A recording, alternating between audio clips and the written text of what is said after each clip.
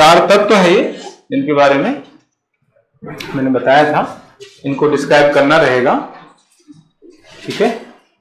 और स्टार्टिंग में भी इनके बारे में मैंने बताया था, तो यहां तक हो गया था ये। इसके आगे इसके प्रभाव क्या होंगे, मतलब जब हम विकसित हो जाएंगे तो उसके क्या प्रभाव, क्या इम्पैक्ट जो है देश में पड़ेगा, देश की सामाजिक व्यवस्था, देश की आर्थिक व्यवस्था, है ना, सभी पर क्या प्रभाव पड़ेगा, इसके बारे में मैंने यहां पर लिखा हुआ है।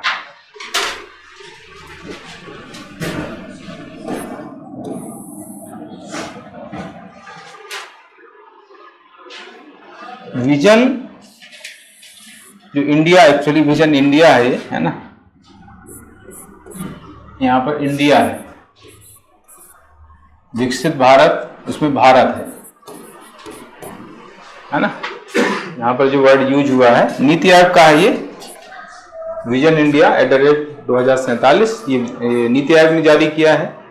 तो इसके जो लक्ष्य हैं उनको हम इसके जरिए प्राप्त कर पाएंगे। विकसित भारत @2047 अगर हमारा सफल हो जाता है, हम 2047 तक विकसित हो जाते हैं, तो जो है जो विजन इंडिया @2047 के जो लक्ष्य डिसाइड किए गए हैं नीति आयोग द्वारा, उनको हम जो है प्राप्त कर पाएंगे।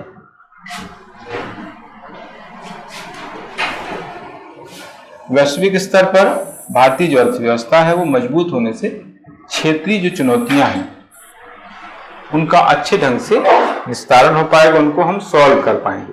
जो चैलेंजेस हैं हमारे, क्षेत्रीय चुनौतियां मतलब जो पड़ोसी देशों के साथ हमारी जो प्रॉब्लम चल रही है, तो उसको जो है हम दूर कर पाएंगे, उनका सही ढंग से निस्तारण हो पाएगा, यानी उनका समाधान हो पाएगा, उनका सॉल्यूशन हो पाएगा।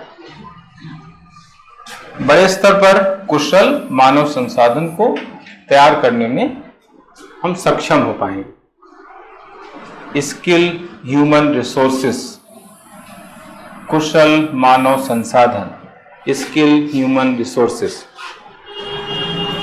बड़े पैमाने पर कुशल मानव संसाधन, स्किल ह्यूमन रिसोर्सेस को हम जो है तैयार कर पाएंगे अगर हम 2047 तक विकसित राष्ट्र बन जाएंगे।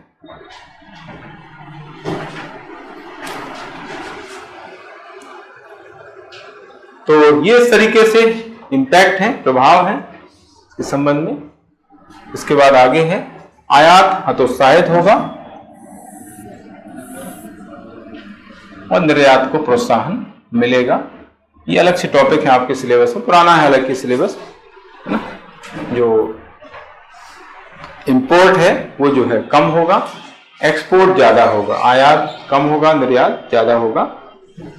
इस प्रभाव से गरीबी दूर करने होने के साथ साथ सभी को रोजगार उपलब्ध कराने का सपना साकार होगा। समावेशी विकास, इंक्लूसिव डेवलपमेंट को बढ़ोतरी मिलेगी। समावेशी विकास यानी इंक्लूसिव डेवलपमेंट, समावेशी विकास को बढ़ावा, इंक्लूसिव डेवलपमेंट को प्रमोट करने में हमें मदद मिलेगी। समावेशी विकास, समावेशी विकास के बारे में मैंने बताया है आप लोगों को। सभी तरह का विकास, सभी लोगों का विकास, सभी क्षेत्रों का विकास, सभी वर्गों का विकास, इसको कहते हैं समग्र विकास, सर्वांगीण विकास, ऑल राउंड डेवलपमेंट ना। समावेशी विकास ऑल राउंड डेवलपमेंट होता है जिसमें सभी क्षेत्रों का विकास, सभी वर्गों का विकास, सभी व्यक्तियों का विकास, सभी संस्थाओं का विकास समाहित होता है। इसको हम बोलते हैं समावेशी विकास। इसको मैंने पहले भी आप लोगों को अपनी तरीके से डेफिनेशन बताई थी। विकास रूपी गंगा में सभी डुबकी लगाएं। समावेशी विकास इस तरह का विकास होता है जिसमें विकास रूपी गंगा जो है उसमें सभी लोग डुबकी लगाएं। विकास रूपी गंगा का प्रवाह सभी ओर हो, उसको कहते हैं समावेशी विकास। इसका मैंने पहले भी बताया हुआ है, पहले इसका टॉपिक हुआ करता था। एक्चुअली इसका क्वेश्चन एक बार लॉन्ग क्वेश्चन आया था इकोनॉमी, जब पुराना सिलेबस था इकोनॉमी का, तो उसमें समावेशी विकास का लॉन्ग क्वेश्चन आया था। जीवन स्तर, उच्च जीवन स्तर प्राप्त हो पाएगा, जो लिविंग स्टैंडर्ड है वो जो है अच्छा हो जाएगा, बेहतर हो जाएगा। तकनीकी विस्तार है, नवाचार यानी इनोवेशन है, कौशल निर्णय क्षमता विकसित होगी, है ना।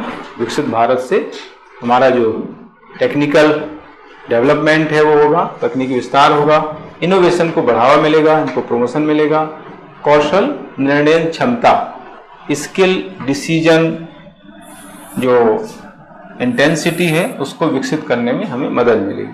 कौशल निर्णय क्षमता हम जो है स्किल तरीके से डिसीजन ले पाएंगे, इस तरह की जो क्षमता है, इस तरह की जो इंटेंसिटी है उसका विकास हो सकेगा। राजकोषीय घाटा, फिजिकल डेफिसिट, राजकोषीय घाटा, फिजिकल डेफिसिट, बजटरी डेफिसिट और करंट अकाउंट डेफिसिट, चालू खाता घाटा। खाता खता लग गया, देखो ये है ना, खाता है। इन सभी के बारे में पढ़ना है। ये एक्चुअली जो पुराना सिलेबस है उसमें ही चीजें आएंगी। राजकोषीय घाटा, फिजिकल डेफिसिट आपको आगे पढ़ने को मिलेगा, लेकिन वो कब मिलेगा?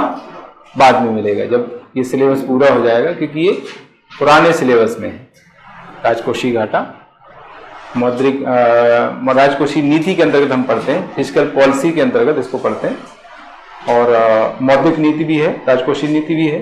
तो वो जो हम पढ़ेंगे ये कंप्लीट होने के बाद। चालू खाता घाटा हम कहाँ पढ़ेंगे? हम पढ़ेंगे विदेशी व्यापार के वहां पर, फॉरेन ट्रेड जब हम पढ़ेंगे तो हमें पढ़ने को मिलेगा चालू खाता घाटा, भुगतान संतुलन, बैलेंस ऑफ पेमेंट, व्यापार संतुलन, बैलेंस ऑफ ट्रेड, उसके अंतर्गत ये चीजें आती है ना। चालू खाता घाटा यानी करेंट अकाउंट डेफिसिट, इसको कैड बोला जाता है, शॉर्ट कैड, CAD,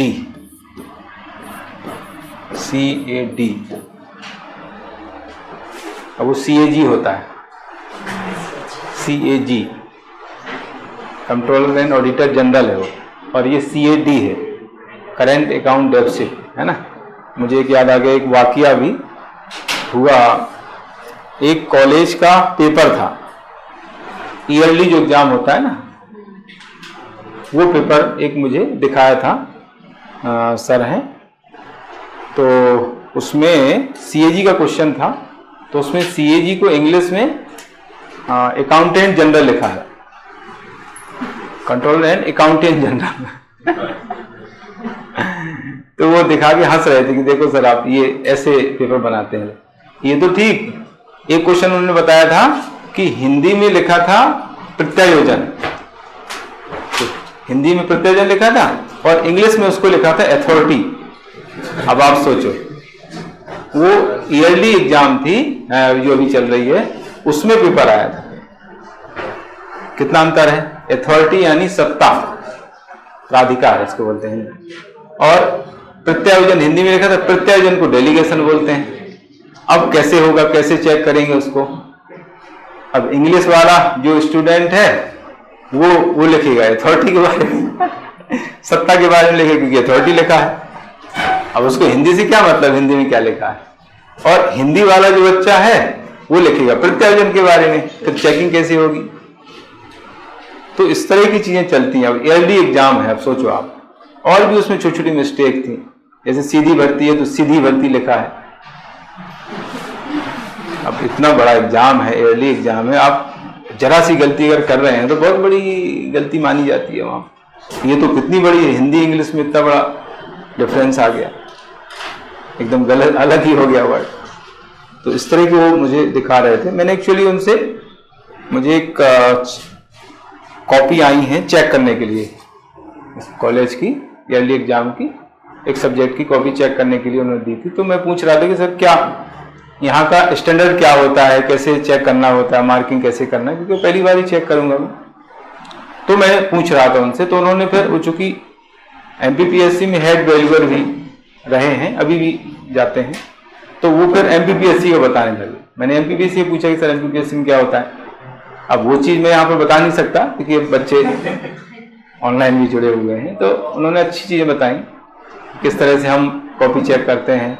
पिछली बार एक कोई 2022 का एक क्वेश्चन आया था, उन्होंने उसके बारे में बताया कि वो NGO में महिलाओं का कुछ ऐसा आया था ना, एक क्वेश्चन था ना, NGO में महिलाओं का जो भागीदारी, ऐसा कोई क्वेश्चन था ना।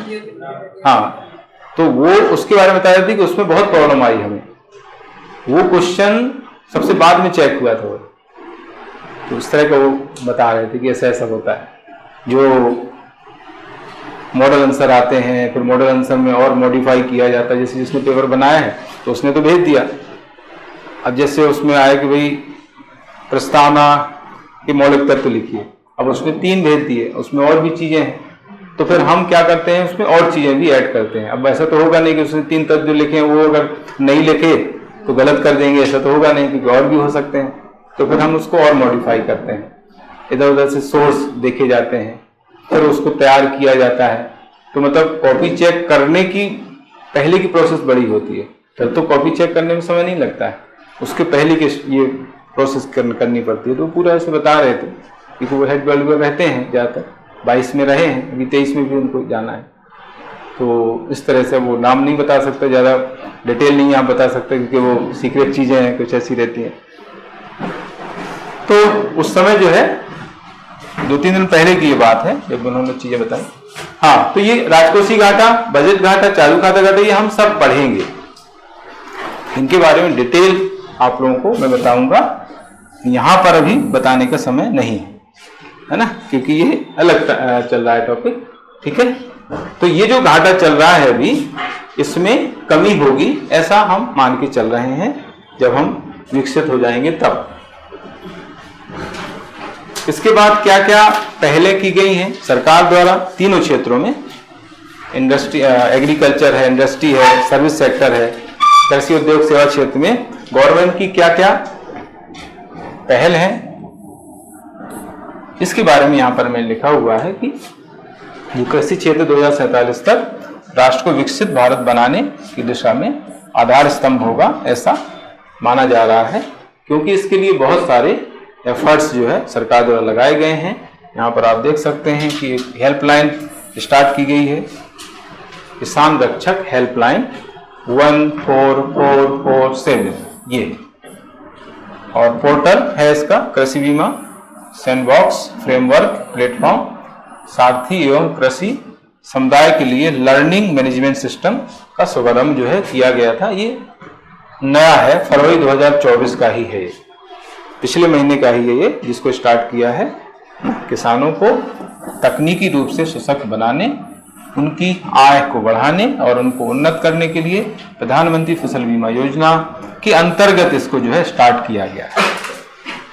ये भी नया कॉन्सेप्ट है। किसान फसल बीमा योजना पहले की है, लेकिन उन्होंने जो हेल्पलाइन जारी किया है ये भी नया है, और एक पोर्टल लॉन्च किया है, ये नया है, फरवरी 2024 में ये किया गया। कृषि क्षेत्र में ग्रोथ बढ़ाने के लिए, इसको विकसित करने के लिए ये प्रयास सरकार के चल रहे हैं।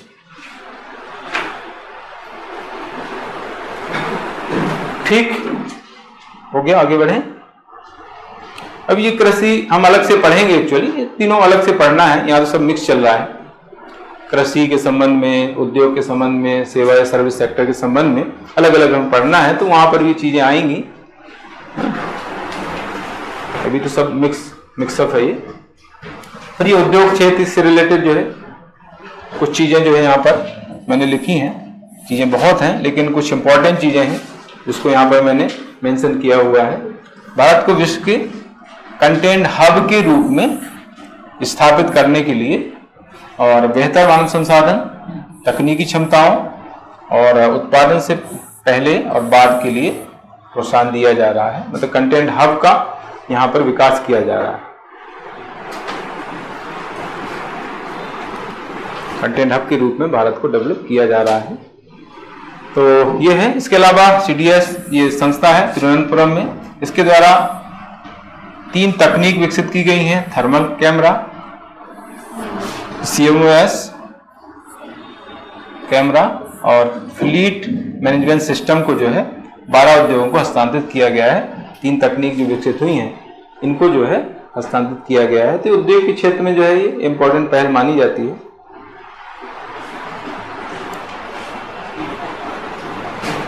इसको भी हम उद्योग वाला टॉपिक आएगा वहां पर पढ़ेंगे। उसके बाद सर्विस सेक्टर में डिजिटल पब्लिक इंफ्रास्ट्रक्चर क्षेत्र में भारत 46% जो है डिजिटल लेन देन कर रहा है ना। भारत में डिजिटल लेन देन बढ़ रहा है लगातार, और उसको प्रमोट भी किया जा रहा है। जैसे मैंने बताया था कि हमारा जो यूपीआई है, उस यूपीआई का प्रयोग कुछ अलग कुछ अन्य देश भी कर रहे हैं, फ्रांस भी करने लगा है। तो ये एक बहुत बड़ा एक डिजिटल के क्षेत्र में बहुत बड़ी सफलता है इंडिया के लिए। तो टोटल जो है 46% लेन देन होता है वो इंडिया में हो रहा है, डिजिटल लेन देन, जिससे भारत नवाचार का एक इंक्यूबेटर बन गया है।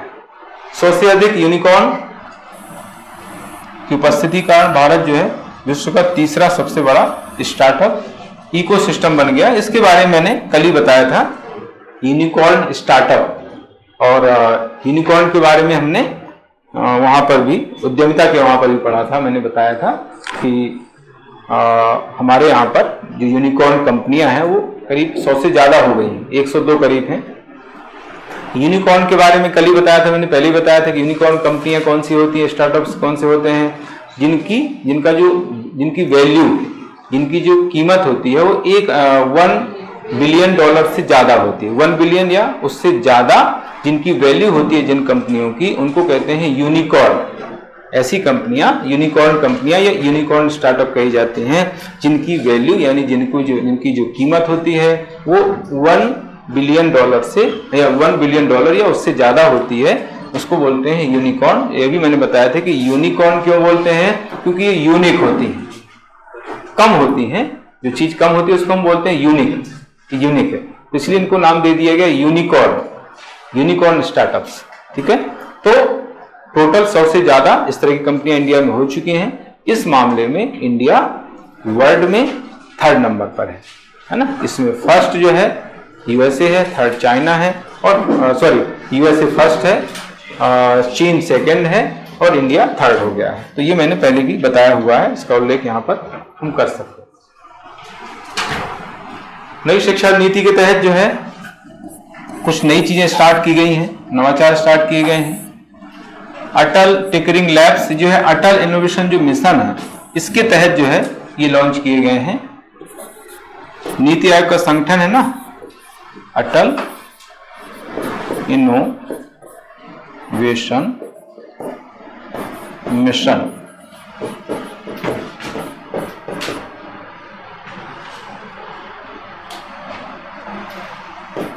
AIN, ये नीति आयोग के अंतर्गत काम कर रहा है। नीति आयोग के अंतर्गत है।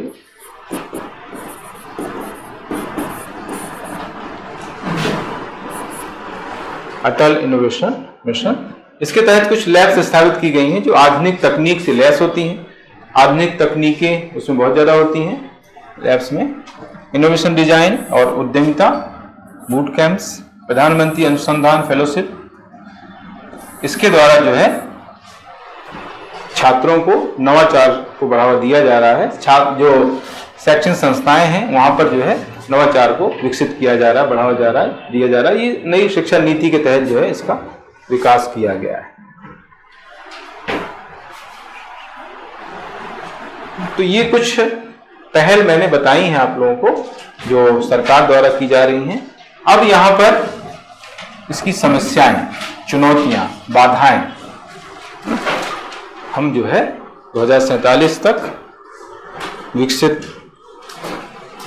होंगे, लेकिन इसके मार्ग में बहुत सारी बाधाएं भी हैं, चुनौतियां भी हैं, समस्याएं हैं। तो कौन कौन सी समस्याएं हैं उनके बारे में जो है यहाँ पर मैंने बताया हुआ है।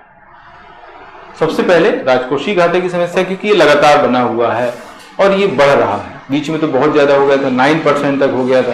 कोरोना के समय में जो है ये लगभग 9% पहुंच गया था। अब सोचो आप, राजकोषीय घाटा है ना। इसमें क्या होता है मैं थोड़ा सा बता दूं। राजकोषीय घाटा हम वहां पर डिटेल पढ़ेंगे। जो बजट घाटा होता है, बजट घाटे में ज्यादा अगर खर्च है और आय कम है तो उसको बजट घाटा कहा जाता है। टोटल जो हमारा जो लेन देन है, जिसमें अगर हमारे पास इनकम कम हो रही है और एक्सपेंसेस ज्यादा हैं, खर्च ज्यादा है, तो उसको हम बोल देते हैं बजट घाटा। पहले बजट घाटा ही सबसे बड़ा माना जाता था 1991 के पहले। 1991 में जब वित्त मंत्री डॉक्टर मनमोहन सिंह थे तो उन्होंने सबसे पहले राजकोषीय घाटे का कॉन्सेप्ट दिया था। राजकोषीय घाटे का कॉन्सेप्ट कौन लेके आए? डॉक्टर मनमोहन सिंह वित्त मंत्री लेके आए थे। तो उन्होंने ही बताया कि राजकोषीय घाटा सबसे बड़ा घाटा होगा। पहले बजट घाटा को ही सबसे बड़ा घाटा मानते थे, उन्होंने बोला कि नहीं, राजकोषीय घाटा बड़ा है।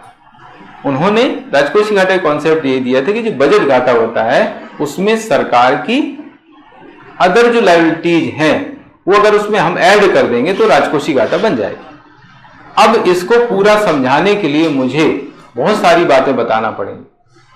आपको मुझे राजस्व आय बताना पड़ेगी, राजस्व व्यय बताना पड़ेगा, पूंजीगत आय बताना पड़ेगी, पूंजीगत व्यय बताना पड़ेगा, तब कहीं जाके आपको बजट घाटा समझ में आएगा और राजकोषीय घाटा समझ में आएगा। लेकिन मैं यहाँ पे बहुत शॉर्ट में बता रहा हूँ कि राजकोषीय घाटा मतलब होता है जो बजट घाटा होता है उसमें जब हम सरकार की लायबिलिटीज ऐड कर देते हैं। सरकार की जो लायबिलिटी यानी सरकार को जो चुकाना है, सरकार को जो अदर कुछ चीजें देना है, जब उनको हम बजट घाटे में मिला देंगे तो वो राजकोषीय घाटा बन जाता है। ये है। अब ये सारी चीजें बहुत क्लियर रूप से समझाने के लिए थोड़ा सा कम से कम एक लेक्चर लगेगा, पूरा एक लेक्चर लगेगा, तब आपको समझ में आएगा कि एक्चुअल में राजकोषीय घाटा है क्या। आया समझ में? क्योंकि बजट घाटा पहले समझना पड़ेगा और बजट घाटा समझने के लिए आपको राजस्व आय, राजस्व व्यय, पूंजीगत आय, पूंजीगत व्यय समझना पड़ेगा। किसको हम राजस्व आय कहेंगे, किसको राजस्व व्यय कहेंगे, ठीक है, किसको पूंजीगत आय कहेंगे, किसको पूंजीगत व्यय कहेंगे। तो पूरा समझने के बाद फिर आपको बजट घाटा समझ में आएगा, फिर राजकोषीय घाटा समझ में आएगा। तो ये हम पढ़ेंगे जब हम राजकोषीय नीति पढ़ेंगे। फिस्कल पॉलिसी आपकी जो सिलेबस में है पहले से है, उसको हम जब पढ़ेंगे तब ये सारी चीजें आपको समझ में आएगी, ठीक है। क्योंकि राजकोषीय नीति के अंतर्गत बजट आता है, फिर पूरा बजट समझाना पड़ता है, तब फिर राजकोषीय घाटा, बजट घाटा समझ में आता है, ठीक है। तो यहाँ पर मैंने हल्का सा बताया है, राजकोषीय घाटा निरंतर बढ़ता जा रहा है और बीच में तो बहुत ज्यादा हो गया था। अभी स्थिति अगर देखें तो ये है 6.4% है। एक्चुअली ये परसेंटेज है, इसमें हाँ लिखा है ऊपर, सॉरी ऊपर लिख दिया है, तो सब में लिखने की जरूरत नहीं है, ये सब परसेंटेज में है और ये जीडीपी के होते हैं, ठीक है ना। इसको हम जीडीपी से आकलित करते हैं। अब जीडीपी भी आपको अलग से पढ़ना है। जीडीपी बच्चे को पता नहीं एक्चुअली में जीडीपी होती क्या है ना। अब आप यहां तक सोचो कि बच्चे इंटरव्यू दे रहे हैं, कल ही की बात है, कल हम इंटरव्यू बोर्ड में बैठे थे, इंटरव्यू ले रहे थे पीटीसी में, तो उसका सब्जेक्ट भी है इकोनॉमिक्स और इंटरव्यू लड़की दे रही है और उससे पूछा गया था, नेशनल इनकम पूछा था, राष्ट्रीय आय पूछा था, राष्ट्रीय आय का अर्थ नहीं बता पाई। अब सोचो आप, जबकि उसका पूछा इसलिए था क्योंकि वो सब्जेक्ट था, उसका इकोनॉमिक सब्जेक्ट था ग्रेजुएशन में, ठीक है। तो वो, और यहां पर भी है राष्ट्रीय आय, मैंने कहा यहां पर भी राष्ट्रीय आय है, तो राष्ट्रीय आय का मतलब क्या है वो नहीं बता पाई लड़की। अब राष्ट्रीय आय का मतलब नहीं बता पाई तो उसके अंदर तो बहुत सारी चीज, मैं पूछ लूं जीवीए क्या है, जब राष्ट्रीय आय नहीं बता पा रहे तो जीवीए तो बहुत टेंशन वाला मैटर है। तो जीवीए कैसे बता पाए। उससे भुगतान संतुलन पूछा, बैलेंस ऑफ पेमेंट के बारे में पूछा, नहीं बता पाए। अब वो बैलेंस ऑफ पेमेंट को आय व्यय से जोड़ रहे हैं कि जो आय होती है जो व्यय होता है उसका कोई संबंध ही नहीं। तो बच्चे इंटरव्यू दे रहे हैं। अब सोचो आप, इकोनॉमिक्स की ये हालत है। इकोनॉमिक्स को बहुत हल्के में बच्चे लेते हैं, क्या वो तो हो जाएगा। इंटरव्यू देने वाले बच्चे जिनका सब्जेक्ट रहा है ग्रेजुएशन में, वो जो है एक छोटी डेफिनेशन नहीं बता पाते। समस्या ये है। तो इसका मतलब आप ये नहीं समझो कि यार हमें नहीं आ रहा है तो इंटरव्यू जो दे रहा है, ये जो सिलेक्ट हो गया है वो तो उसको सब आता होगा, ऐसा कुछ नहीं है। तो इंटरव्यू बच्चों से लेते हैं और यही चीज पूछते रहते हैं। अभी उस एक लड़की और थी, उससे मैंने सोशियोलॉजी में समाज की परिभाषा पूछी, अब समाज की परिभाषा ही नहीं बता पाई। समाज किसको कहते हैं, सोशियोलॉजी सब्जेक्ट था उसका, तब सोशियोलॉजी की सब्जेक्ट है तो भाई समाज की परिभाषा तो आना चाहिए ना। अब तो खैर यहाँ भी आ गया, वो तो पुराने सिलेबस के हिसाब से इंटरव्यू दे रही है लड़की। तो मतलब जो स्टार्टिंग जिसको मतलब ए है, वो समाज शास्त्र का ए है समाज, वहीं से स्टार्ट होता है समाज शास्त्र, वही नहीं बता पा रहे हैं। समाज उसको व्यक्तियों का समूह कह रहे हैं आप, समाज व्यक्तियों का समूह है। तो मैंने कहा ठीक है, हो गया। अब मैं क्या पूछूं आपसे, जब आप समाज के व्यक्तियों का समूह कह रहे हैं तो कोई मतलब ही नहीं पूछने का। तो आगे मैं आपसे दुर्खीम के बारे में पूछूंगा, आपसे मैं संस्कृति के करण के बारे में पूछूंगा, आपसे मैं डोमिनेंट कास्ट है, प्रभु जाति के बारे में पूछूंगा, तो आप क्या बता पाएंगे? तो ये हालत है। तो मतलब कहने का ये है, ये आप लोगों को रिलैक्स करने की बात है। बच्चे क्या सोचते हैं कि अरे यार वो तो सिलेक्ट हो गए, मतलब सब पारंगत हो गए, सब कुछ उनको आता है। ऐसा कुछ नहीं। कितने इंटरव्यू लेते हैं हम और कितने क्वेश्चन इस तरह से पूछे जाते हैं, नहीं बता पाते। राजकोषीय घाटा क्या है नहीं पता है, उन्हें रट लिया है। ये तो खैर बड़ा कॉन्सेप्ट है, राजकोषीय घाटा समझना ही बहुत बड़ा कॉन्सेप्ट। बहुत लोगों को नहीं आता है, आता होगा। बड़े बड़े जो टॉपर्स हैं उनसे आप पूछ लो, नहीं बता पाएंगे राजकोषीय घाटा एक्चुअल में होता क्या। और वो तो क्या पढ़ाने वाले नहीं बता पाएंगे, जो पढ़ा रहे हैं ना इकोनॉमिक्स वही नहीं बता पाएंगे। इस तरह के कॉन्सेप्ट है इकोनॉमी में, ऐसे कॉन्सेप्ट है कि लोगों को पता ही नहीं कि वो एक्चुअल में है क्या वो चीज, वही चीज है ना। तो ये एक्चुअल है, ये वास्तविक यानी एक्चुअल। मैंने आप लोगों को यही बताया था कि देखो तीनों यहां पर लिखे हुए हैं, एस्टिमेटेड होते हैं, फिर जो उसमें जो है मॉडिफाई किए जाते, संशोधित किए जाते हैं, और फिर वास्तविक होता है। पहले जब बजट बनता है तो वो होते हैं अनुमानित, है ना, तो बीच में उसमें थोड़ा सा मॉडिफाई कर दिया जाता है तो हो जाते हैं संशोधित। बाद में जो वित्त वर्ष पूरा हो जाता है तो हो जाते हैं एक्चुअल, उसको बोलते हैं वास्तविक। वित्त वर्ष कंप्लीट होने के बाद जो है जो डेटा निकल कर आता है वो उसको हम कह देते हैं वास्तविक। तो तीनों यहां पर आपको लिखे हुए हैं। तो एक्चुअल डेटा तो यही है, यही आपको याद रखना है। तो तीन तो मैंने खैर वैसे ही लिख दिए हैं, लेकिन ये चीज आपको ध्यान रखने की है। तो कहीं आपको पूछा जाए या आपको कभी प्री में आ सकता है, भाई 2022-23 का राजकोषीय घाटा कितना रहा, प्री में पूछ सकता है। और अभी जब राजकोषीय नीति हम पढ़ेंगे तो वहां पर भी आपको डेटा काम आना है, ठीक है। इसके बाद चालू खाता घाटा, यहां पर भी खता लिखा है, देखो दोनों जगह खाता गलत लिखा है। ये व्यापार से जुड़ा हुआ है, चालू खाता घाटा व्यापार, दोनों अलग अलग चीजें हैं। ये आय व्यय से जुड़ा हुआ है। राजकोषीय घाटा किससे जुड़ा हुआ है? आय व्यय से जुड़ा हुआ है। और ये जुड़ा हुआ है व्यापार से, लेकिन केवल आयात निर्यात नहीं। अगर केवल हम आयात निर्यात में को सम्मिलित करते हैं तो वो हो जाता है फिर व्यापार घाटा, ट्रेड डेफिसिट, है ना। केवल हम आयात निर्यात की मदों को अगर सम्मिलित करते हैं, यानी आयात ज्यादा है निर्यात कम है, तो वो होगा व्यापार घाटा। जब इसमें कुछ अन्य अदृश्य मदों को भी सम्मिलित कर लेते हैं, जैसे पर्यटन है, सेवाएं हैं, ब्याज है, लाभांश है, जब इनको हम सम्मिलित कर देते हैं, प्लस कर देते हैं, तो वो बन जाता है चालू खाता घाटा। अब इसको कब समझेंगे आप? इसको जब समझेंगे जब आपको भुगतान संतुलन बताया जाएगा, बैलेंस ऑफ ट्रेड आपको बताया जाएगा, तो उसमें ये पूरा डिटेल आता है। इसमें चालू खाता की मदें होती हैं, पूंजी खाते की मदें होती हैं। चालू खाते की मदें में दृश्य मदें होती हैं, अदृश्य मदें होती हैं। दृश्य मदों में आयात निर्यात की वस्तुएं शामिल होती हैं, बाकी अदृश्य मदों में सम्मिलित होती हैं। तो वो पूरा जब व्यापार संतुलन भुगतान संतुलन बताया जाएगा तब आपको चालू खाता घाटा समझ में आएगा। ये चीजें ऐसी नहीं है जो दिखती हैं, इनमें बहुत गहराई है, ठीक है ना।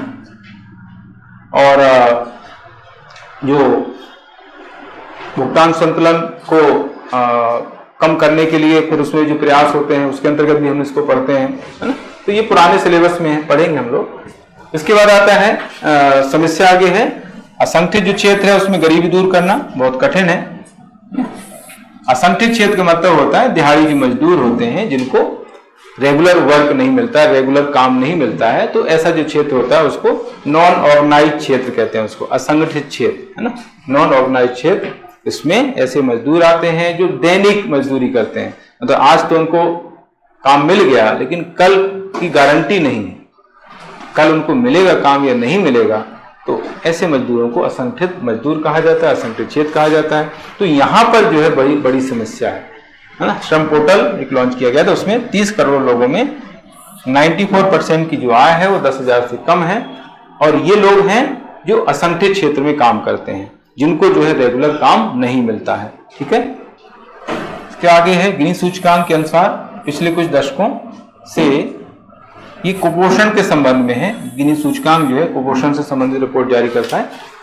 कुपोषण की जो दर है काफी उच्च रही है। बाल कुपोषण है ये,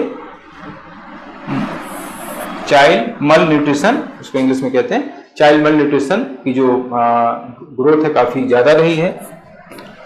0 से 5% की आयु के बच्चे 35.5% अविकसित हैं। 6 से 59 माह के जो बच्चे हैं उनमें जो परसेंटेज है वो 67% अविकसित है। ठीक है, तो ये इस तरीके से बाल कुपोषण से संबंधित ये डेटा है भारत के संदर्भ। इसके बाद आता है आर्टिफिशियल इंटेलिजेंस का अगर ज्यादा उपयोग किया जाता है तो उससे भी कई जो है दुष्परिणाम आ सकते हैं श्रमिक के क्षेत्र में, है ना। नवाचार के क्षेत्र में एआई का जो प्रयोग है, रोबोटिक्स का जो प्रयोग किया जा रहा है, उसमें बहुत सारी प्रॉब्लम आ सकती हैं।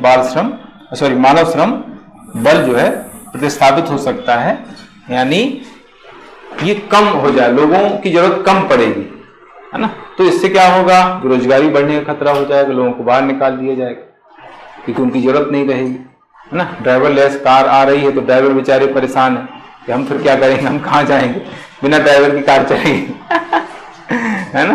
तो एआई है अच्छा, लेकिन इसके साइड इफेक्ट बहुत ज्यादा हो सकते हैं अगर इसका बहुत ज्यादा यूज किया गया। बढ़ती जनसंख्या से जुड़ी चुनौतियां, श्रम की कमी है,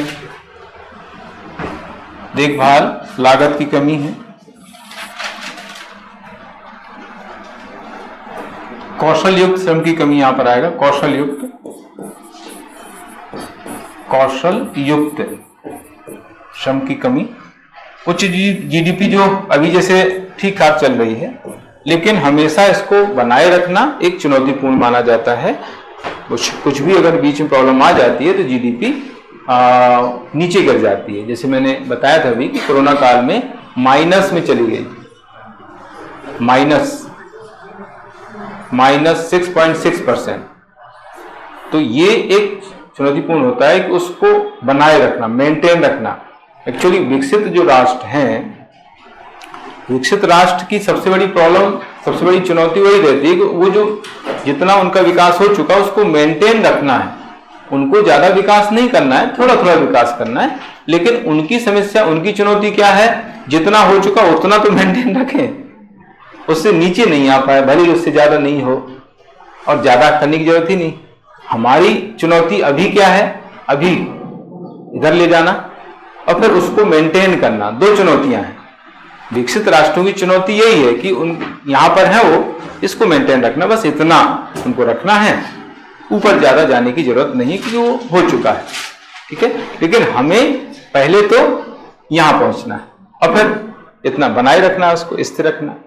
ठीक है, अभी हम बात करते हैं ज्यादातर कि हमारी जो विकास दर है वो विकसित राष्ट्रों से, अमेरिका से ज्यादा है ना। इसको लेकर के हम अपनी पीठ थपथपाते हैं, सरकार थपथपाती है पीठ कि भाई चलो हमारी ग्रोथ रेट ज्यादा है। तो ये सोचने का विषय है कि उनको ग्रोथ की जरूरत ही नहीं है ना। अब जब उनको ग्रोथ की जरूरत नहीं है तो क्यों रहेगी, विकास दर की उनको जरूरत नहीं है तो विकास क्यों होगा उनके यहाँ, उनका तो हो चुका है ना। उनसे हमारी ज्यादा है तो हमारी मजबूरी है ज्यादा रखना। अब ये ठीक है कि विकसित जो विकासशील राष्ट्र हैं उनसे ज्यादा है, ऐसा हम कह सकते हैं। विकसित राष्ट्रों से ज्यादा है ये कोई बड़ी बात नहीं है। ये बड़ी बात क्यों नहीं, क्योंकि उनके यहाँ पर विकास हो चुका है, उनको विकास की जरूरत नहीं है, अमेरिका को विकास की जरूरत नहीं है, तो क्यों होगी, हमें जरूरत है तो हम रख रहे हैं।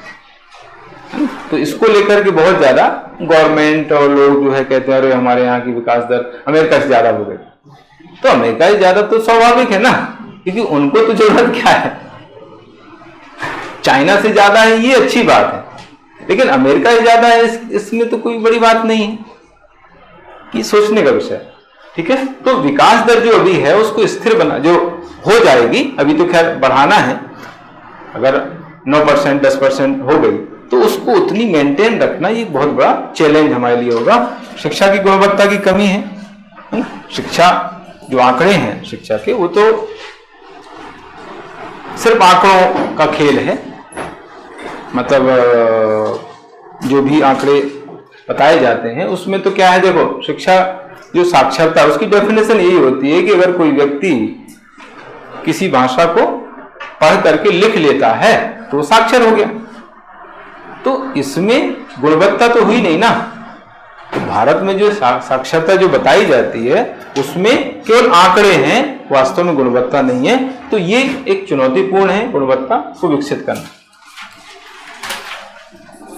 विकास का असमान वितरण, यानी विकास का जो है समग्र विकास नहीं है। कुछ क्षेत्र बहुत ज्यादा डेवलप हो रहे हैं, कुछ क्षेत्र बहुत ज्यादा अविकसित है अभी भी। जैसे तीनों क्षेत्रों की हम बात करें तो कृषि उद्योग सेवा, तीनों क्षेत्रों में कृषि जो है अभी भी पिछड़ा हुआ है। तो जब तक तीनों क्षेत्रों का समग्र विकास नहीं होगा, संतुलित विकास नहीं होगा, तब तक जो है हम विकसित राष्ट्र नहीं बन पाएंगे। हमारे लिए चुनौती रहेगी, चैलेंज रहेगा। ब्रेन ड्रेन की समस्या, ब्रेन ड्रेन का मतलब यहाँ पर यह है कि यहाँ पर जो भी वैज्ञानिक हैं, जो भी कौशल प्राप्त लोग हैं, योग्य व्यक्ति हैं, वो यहाँ से बाहर चले जाते हैं, है ना। यहाँ की सुविधाओं का उपभोग करते हैं, यहाँ पर पढ़ते हैं, यहाँ के संसाधनों का यूज करते हैं, और जब जरूरत पड़ती कि भाई ये चलो अब सब कुछ सीख गए हैं, ये हमारे काम आएंगे, तब यहाँ से भाग जाते हैं वो, है ना। क्यों भाग जाते हैं? क्योंकि उनको ऐसा लगता है कि यहाँ पर संभावनाएं नहीं है ना, यहाँ पर प्रोग्रेस नहीं है, यहाँ पर हमें ज्यादा फायदा नहीं होगा, हमें इनकम नहीं होगी, सैलरी नहीं ज्यादा मिलेगी, तो इस चक्कर में यहाँ से पलायन कर जाते हैं। तो ये है ब्रेन ड्रेन की समस्या, ज्यादातर हमारे यहाँ बनी हुई है। गरीबी का दुष्चक्र हम पढ़ ही चुके हैं, इसके बारे में पॉवर्टी है, अनएम्प्लॉयमेंट है, ये डेटा हम पहले भी पढ़ चुके हैं, है ना, इनका जिक्र हो चुका है। ठीक है, तो ये हो गया।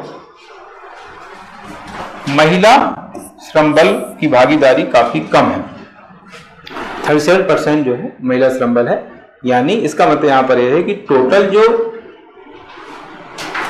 वर्क फोर्स या लेबर फोर्स है उसमें 37% महिलाओं की भागीदारी है, बाकी पुरुषों की भागीदारी है ना। 37% महिलाएं ही जो है उसमें भागीदार हैं, बाकी पुरुषों की भागीदारी यानी कम है ये, अगर हम देखें तो। भुखमरी की समस्या है। भुखमरी की समस्या के बारे में विश्व भुखमरी सूचकांक ने जो है ये डेटा दिया हुआ है। भारत का स्थान 111वां है, देश कितने हैं? 125। हालांकि भारत ने इसको पूरी तरीके से अस्वीकार कर दिया है, इसको बेबुनियाद बताया है कि ऐसा तो संभव ही नहीं है। पाकिस्तान की स्थिति हमसे अच्छी है इसमें देखा जाए, सोच रहा है। अब उन्होंने आंकड़ा कहां से लिया, कैसा सर्वे किया, समझ में नहीं आया।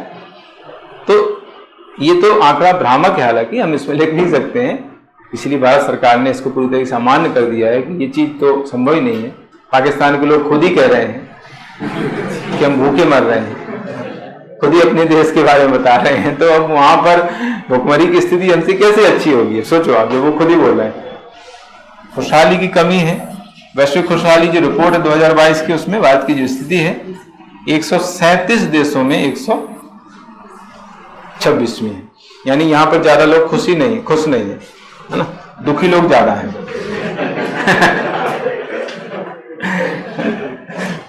क्योंकि 137 में 126वीं स्थिति मतलब बुरी स्थिति है खुशहाली के संबंध में। तो ये इस तरीके से कुछ समस्याएं मैंने यहाँ पर मेंशन की हुई हैं। इसके बाद सुझाव यहाँ पर दिए गए हैं कि क्या हम कर सकते हैं इस आधार पर। इसके लिए जो भी समस्याएं हैं, जो भी चुनौतियां हैं, उनका समाधान किस तरह से हम कर सकते हैं, उसको लेकर कुछ सुझाव, कुछ व्यवहारिक सुझाव यहाँ पर दिए गए हैं। आप भी कुछ सुझाव सोच सकते हैं अपने स्तर पर। तो ये है महिला भागीदारी को बढ़ाना, क्योंकि महिला भागीदारी बहुत कम है। जो वर्क फोर्स है, लेबर फोर्स है, उसमें महिलाओं की जो स्थिति है वो अच्छी नहीं है। 37% मैंने बताया है, तो उसको बढ़ाने की बात कही गई है। विश्व बैंक ग्रीन इंडेक्स को अपनाना, पर्यावरण को स्थिर रखने के लिए, क्योंकि पर्यावरणीय स्थिरता एक तत्व है इसमें, तो उसको स्थिर रखने के लिए विश्व बैंक का जो इंडेक्स है, ग्रीन इंडेक्स, उसके मानदंडों को अपनाने की बात कही गई है। नियमित निगरानी और मूल्यांकन करना, जो भी कार्यक्रम है यहाँ पर कार्यक्रमों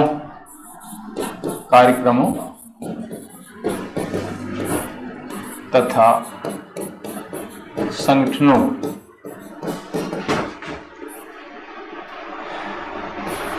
की नियमित मूल्यांकन, निगरानी, मॉनिटरिंग एंड इवैल्यूएशन करना।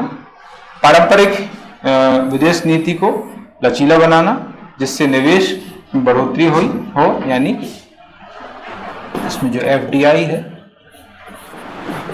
एफडीआई की सीमा में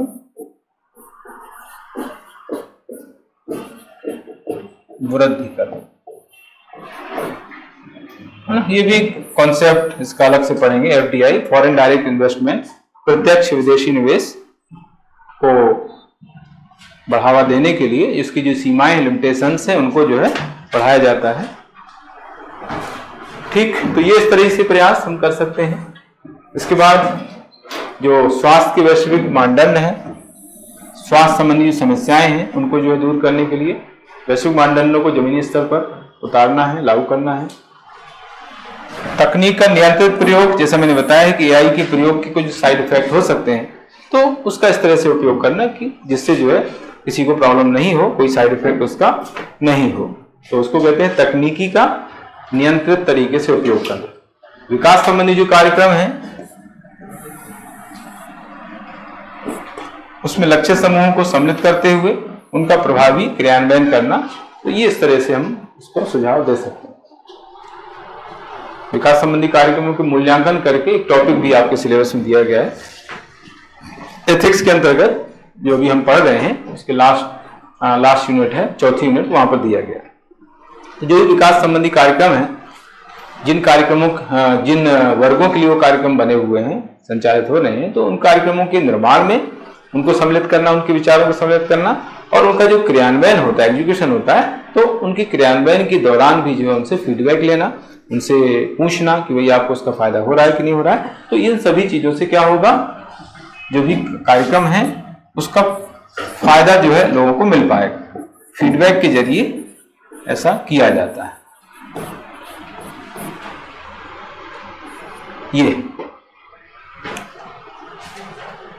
तो ये इस तरीके से सुझाव आप दे सकते हैं, और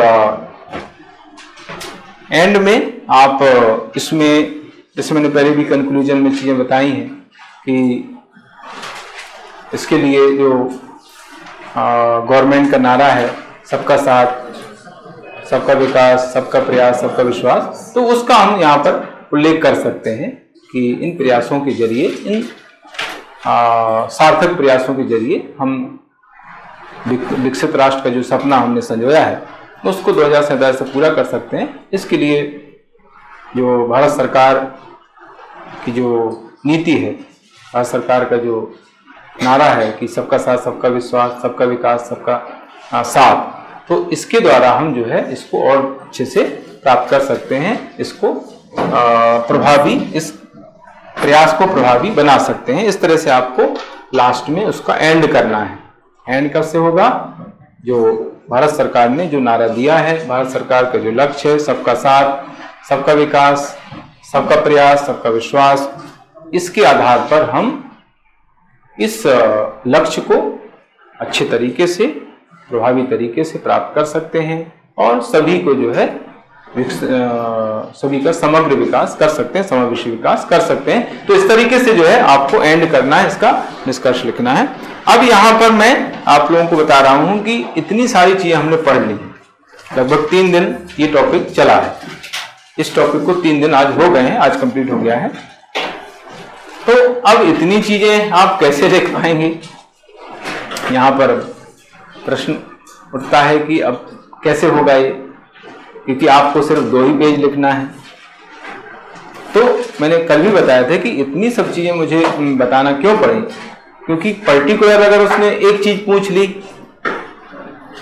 उसी को आपको 200 शब्द में लिखना है, तो फिर आप कैसे लिख पाएंगे।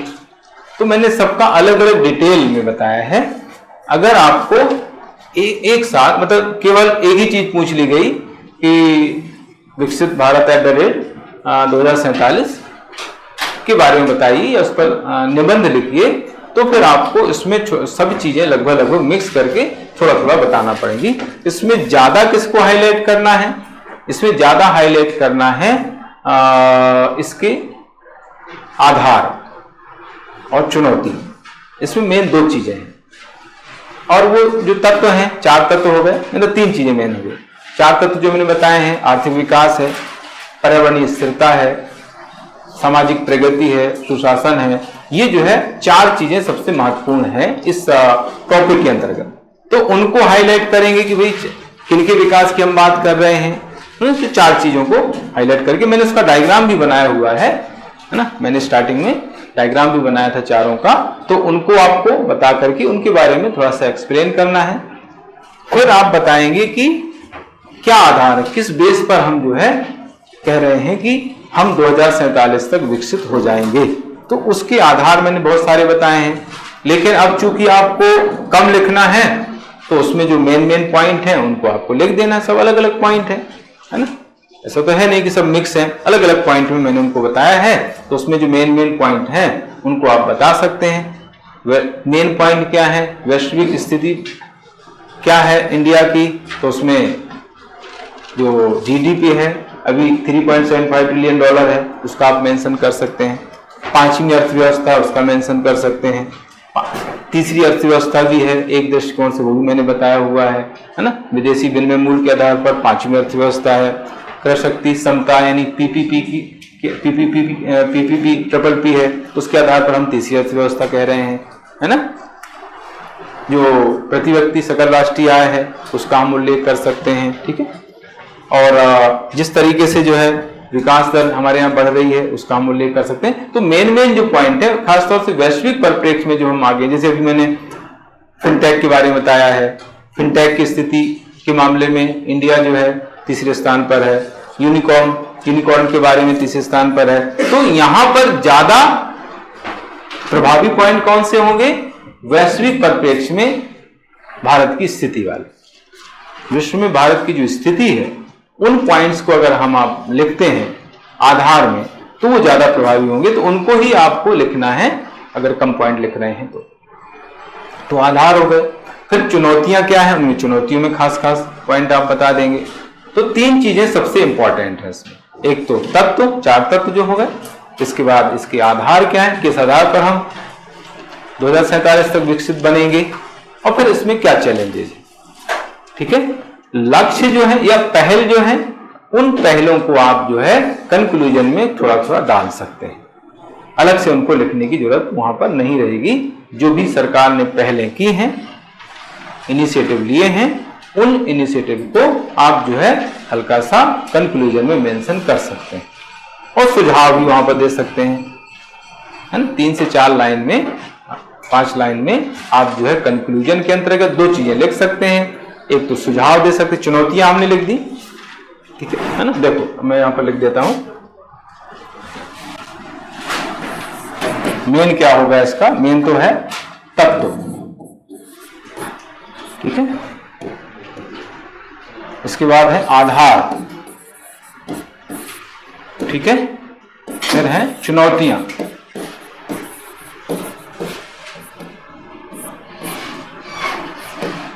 आधार के अंतर्गत ही कुछ हम लक्ष्य बता सकते हैं वहीं पर थोड़ा थोड़ा करके कि 2030 में क्या स्थिति होगी। जैसे मैंने बताया 2027 में जो है तीसरी अर्थव्यवस्था हम हो जाएंगे, 2025 में $5 ट्रिलियन जीडीपी हमारे यहाँ हो जाएगी। तो यहीं पर जो है हल्का हल्का 1-2 चीजें मेंशन कर सकते हैं।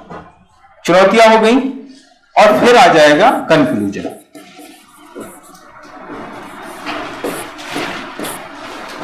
निष्कर्ष। अब देखिए निष्कर्ष में ऐसी स्थिति में हम क्या लिखेंगे, एक तो सुझाव लिख देंगे, प्लस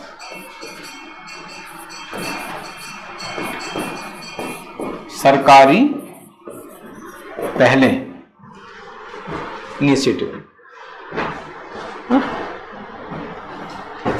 जो भी चुनौतियां उस संदर्भ में हम सुझाव बता देंगे, हम ऐसा कर सकते हैं या ऐसा हमें करना चाहिए।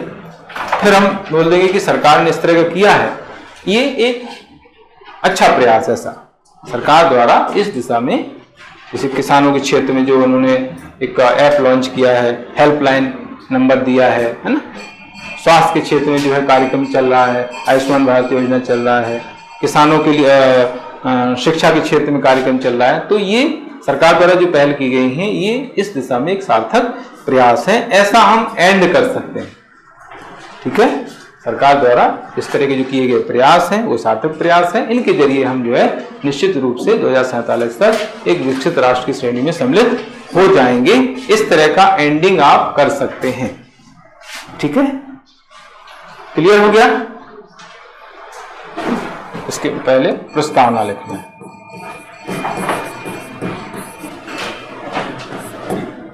तो ये मूलभूत चीजें हैं जो आपको लिखना पड़ेंगी। पर्टिकुलर अगर आता है तो डिटेल में सारी चीजें मैंने बताई हुई हैं। इसका निबंध अगर आता है तो निबंध में भी यही चीजें लिखना है।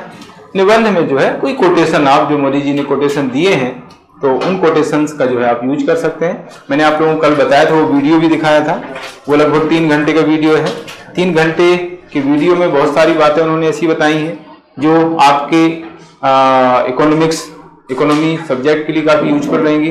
तो उसको अगर आप सुन लेंगे, है ना, सिर्फ सुनना नहीं है, उसमें चीजें जो है वो लिखना भी है, तो आप जो है उसको सुनते जाएं और कॉपी पेन लेकर के उसमें लिख लें, तो बहुत सारी चीजें आपको जो है मिल जाएंगी उसमें, और वो आप जो है कहीं अपने आंसर में यूज कर सकते हैं, निबंध में यूज कर सकते हैं। ठीक है, तो जब हम इसका निबंध लिखेंगे तो मोदी जी का कोटेशन से स्टार्ट कर सकते हैं, और बाकी चीजें तो लगभग वही रहेंगी। बस निबंध में क्या प्रॉब्लम रहती है कि निबंध में जो है हम कोई हेडिंग नहीं लिखते हैं, समस्या ये आती है। हेडिंग है, पॉइंट है, वो नहीं लिखे जाते हैं, वो जो है पैराग्राफ वाइज पूरा चलता है ना। तो ये थोड़ा सा निबंध और आंसर में अंतर रहता है। लेकिन बच्चे क्या करते हैं कि निबंध भी वैसे ही लिख देते हैं जैसे आंसर लिखते हैं, ये अंतर है दोनों। ठीक है, तो इस तरीके से टॉपिक कंप्लीट हो जाता है।